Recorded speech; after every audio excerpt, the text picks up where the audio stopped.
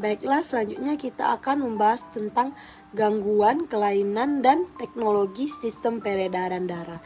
Yang pertama, kita akan membahas tentang gangguan dan kelainan. Yang pertama terdapat pada sel darah merah, yaitu talasemia sel sabit adalah penyakit sel sabit bawaan yang mempengaruhi sel darah merah. Penyakit ini disebabkan oleh kesalahan pada gen hemoglobin yang merupakan zat pembawa oksigen dalam sel darah merah. Perhatikan gambar berikut. Yang pertama ada normal. Hemoglobin berbentuk normal. Sedangkan yang terkena talasemia, hemoglobin dengan bentuk abnormal, berukuran terlalu kecil atau dalam jumlah yang tidak memadai atau terlalu sedikit.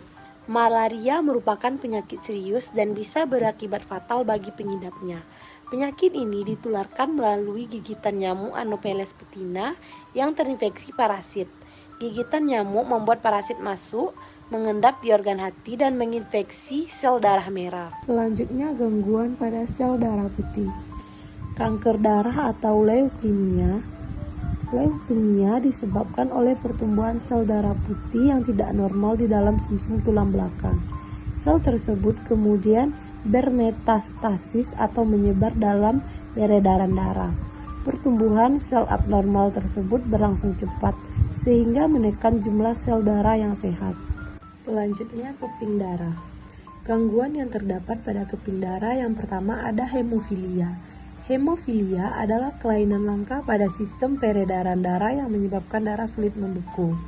Kondisi ini terjadi karena tubuh kekurangan protein tertentu yang dibutuhkan dalam proses pembekuan darah.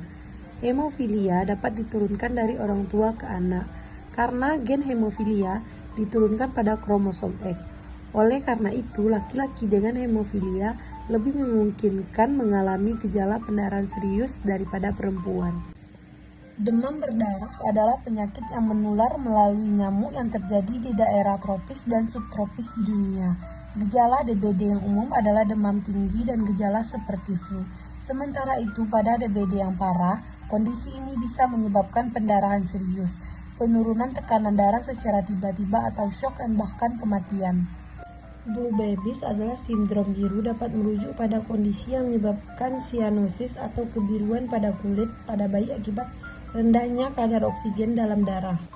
Selanjutnya kita akan membahas tentang gangguan pada jantung. Yang pertama ada jantung koroner.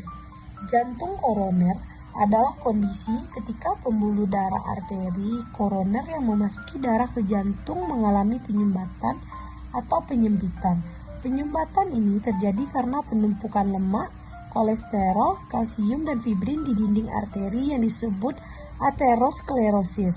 Yang kedua, jantung bawaan. Penyakit jantung bawaan adalah masalah pada struktur jantung yang sudah ada sejak lahir. Jantung bawaan terjadi karena adanya kelainan pada perkembangan jantung saat janin masih berada di dalam kandungan. Yang ketiga, ada hipertensi.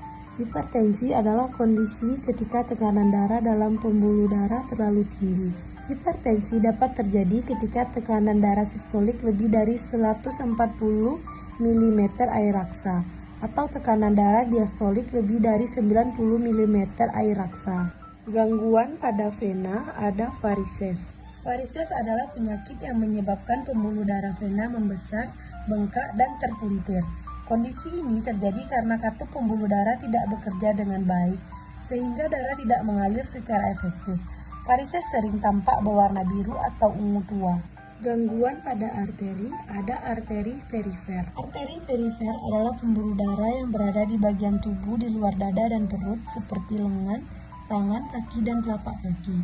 Penyakit arteri perifer adalah kondisi ketika pembuluh darah arteri di bagian tersebut mengalami penyempitan atau tersumbat. Selanjutnya kita akan membahas tentang teknologi sistem peredaran darah. Yang pertama ada elektrokardiograf. Elektrokardiograf memiliki beberapa kegunaan, yaitu mengevaluasi jantung, mendeteksi kinerja dan kelainan jantung, menilai efektivitas pengobatan penyakit jantung, memantau perkembangan penyakit jantung pada pasien yang sudah didiagnosis. Yang kedua ada angioplasti. Angioplasti adalah prosedur pembedahan untuk membuka pembuluh darah yang memasuk darah ke otot jantung. Pembuluh darah ini juga dikenal dengan arteri koroner. Yang ketiga ada transplantasi jantung. Transplantasi jantung merupakan tindakan pembedahan untuk mengganti jantung yang rusak atau tidak berfungsi dengan jantung donor yang sehat. Transplantasi jantung dapat menjadi pengobatan terbaik untuk pasien gagal jantung stadium akhir yang cukup fit untuk menjalani operasi. Yang keempat ada pacemaker. Pacemaker berfungsi untuk membantu mengendalikan detak jantung dengan mengirim sinyal listrik ke jantung. Pacemaker digunakan untuk mengatasi berbagai kondisi jantung seperti aritmia atau gangguan irama jantung, bradikardia atau detak jantung yang terlalu lambat, detak jantung yang tidak teraturan, detak jantung yang terhenti.